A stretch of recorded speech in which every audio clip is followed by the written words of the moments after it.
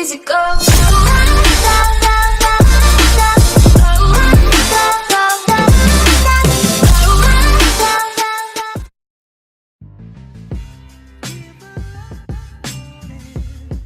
What is going on YouTube? Tracer here. Today we're going to be going over my in-game settings as well as my settings for my Elite controller for Apex Legends. In my opinion, the best setup that you can have, and if not, it's going to be at least a good basis for you guys to work around to, you know, kind of customize it to yourself. And so without further ado, let's go ahead and hop right into this. So instead of having my in-game settings up on the screen, I'm going to go ahead and just have my highlights playing, and if you guys want to go ahead and just skip forward to my Elite controller tutorial, you can go ahead and just skip to that. I'll have the timestamp on the screen for you, and I'll pop up right here. As far as in-game settings, I didn't really change too much on this game. I think that the default was pretty solid. I did just change my sensitivity yesterday. I went up 1 to the sensitivity of 4, and I also switched my sensitivity to the same, which is an option on there. I was playing at 3 for a while, which is completely okay. A lower sensitivity on such a competitive game like this, where you're going to be red gunning a lot, is preferred for most people. I did just put mine up to 4, and I feel like it feels a little bit better, but 3 or 4 seems to be about a good range for most console players. By the way, I'm going to be playing this on an Xbox One if I have not mentioned that. So on here, I also am playing on the default button layout. That is because I do have an Elite controller. If you guys don't have an Elite controller, I would definitely recommend going to Bumper Jumper. That is going to be the most competitive way to go.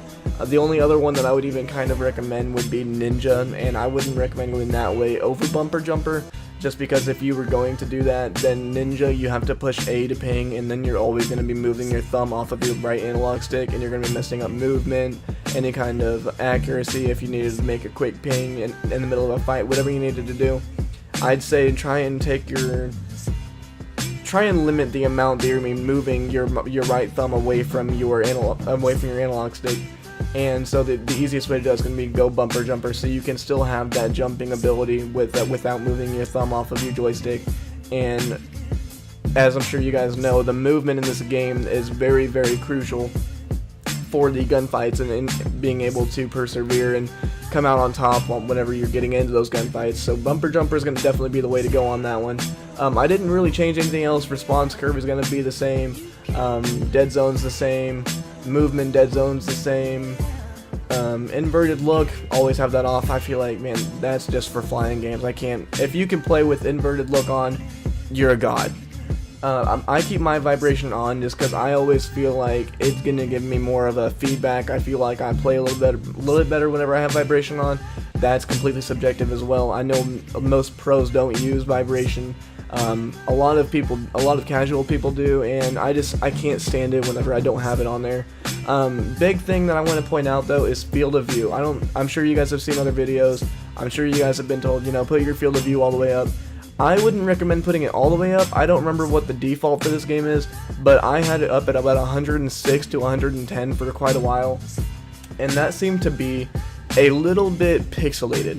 Now that might be because I'm running on just an original Xbox or Xbox One S, but I don't have the Xbox One X, and so it doesn't have that extra power to it, and it does seem to lose a little bit of that pixelation, a little bit of that crisp picture, and I felt like I was losing some. So I have really nice eyesight, and I could feel myself not being able to fully use what I have at my disposal. So if you put it down to 100, you're going to cut out all that pixelation, you're going to give yourself that extra field of view, and it's just going to feel like a nice distance. It'll make you feel like you're still going fast paced without actually having that extreme field of view. I'd say try 100, you know, fluctuate, I'd say between 96, 98, 100, maybe 102. I wouldn't go any higher than 104 though, because at 106 I was seeing quite a bit of pixelation. As far as audio goes, I turned my dialogue volume all the way down, music volume and lobby music volume all the way down. My dialogue volume is at 10% though, the rest of them are at 0, just because I want to hear the chat in game a little bit, but these characters talk way too much, and sometimes it'll mess up your combat. You'll be in a building, you know, the other characters will be going on and on about whatever they're doing. I'm healing, blah blah blah, I need ammo, And you can't be doing that. If you're trying to play competitive, you need to be alert, you need to be aware, and if you're always having someone yelling in your ear, that's not going to happen.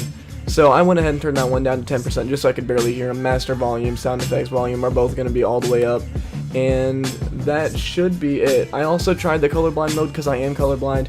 The colorblind mode on this game, I don't prefer it,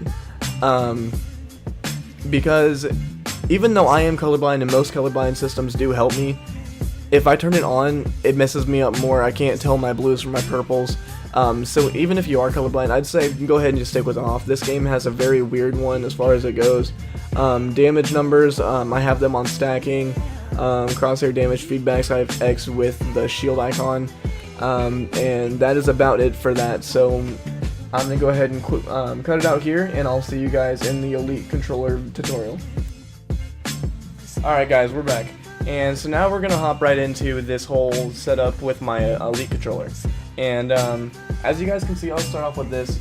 I don't know if you guys can tell or not, but I do have the both extended, oops, me, back out of that.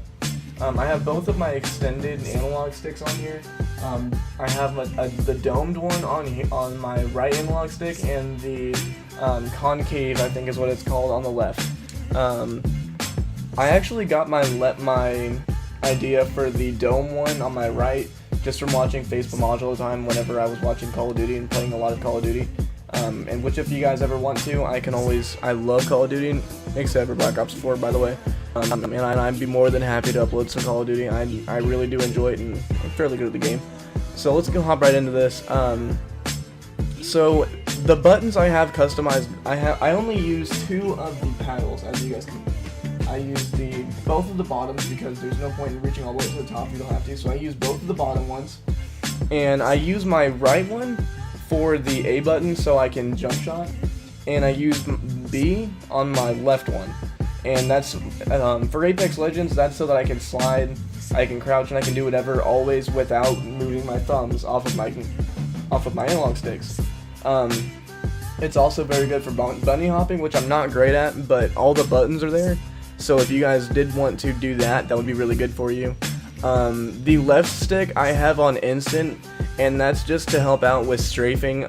At no point in time do you ever are you ever in a fight and you actually want to only move that little amount that I'm showing on the screen. So what I did was I put it on instant so that as soon as I move it, I instantly strafe left or right or front or back or whatever, and I go full motion, front and back, left, right, immediately. And it might sound hard to get used to, but you don't notice it, and all it's going to do is help you out. It's just going to help you to, be quicker, and it's kind of, that quicker acceleration is going to throw off the enemy whenever you're in a fight, and even if it doesn't, then, you have more control that way anyway. So my right stick, I don't mess with.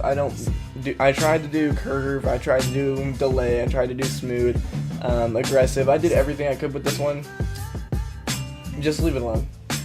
You've played with default for so long, and you know how far to go to use this one, and there's no point in messing yourself about it. You have to be so precise with it that if you tried to have the console do something for you, then in your mind you're never going to actually think about it, and it's always going to be messing you up. I would leave your right stick alone, but definitely put your left one on instant. The triggers, I have my trigger stops on at all times unless I'm playing Rocket League, because then I can't drive at full speed. But when you're playing shooters, as you can see on this screen right here, I only have to press it that little bit, because if you guys, hang on, I'll show you. So the farther I go out on the bottom, the farther my controller is going to read. So I can press it so lightly, and all the way down to my trigger stop right there is where it's going to read. But if you bring it back and you put it down to 1, then right there at the very top of your controller, just barely touching it, let's see if I can show you guys right here. Oh shit. Shit. Alright. So let's see if I can show you. So if I was to barely touch this, just push it down that much, and it's gonna read it. So if you put it on 0, 1, this one below is supposed to be on 0, 1, 2, then that is gonna be the fastest possible trigger that you can have. vibrations I leave alone just because it doesn't matter, and brightness I also leave alone. So I would go ahead and try that out. I don't know why it says that's button mapped to RT. It's not. Okay, well, it's not supposed to be. I guess it kind of did something dumb.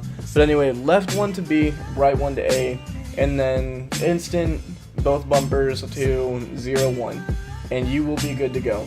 And if you guys have any other questions, if you guys have anything that you figure out that you feel like, you know, would be appreciated or would be nice to know, drop it down in the comments. I'll pin it, and that way the rest of the community, the rest of you guys can see it. Thanks for tuning in, guys. I appreciate you, and I'm gonna go ahead and play through the rest of these highlights if you guys want to stick around and check it out. If not, thanks for stopping by, and I hope you guys learned something, and I hope it helps you out. Have a great day, guys.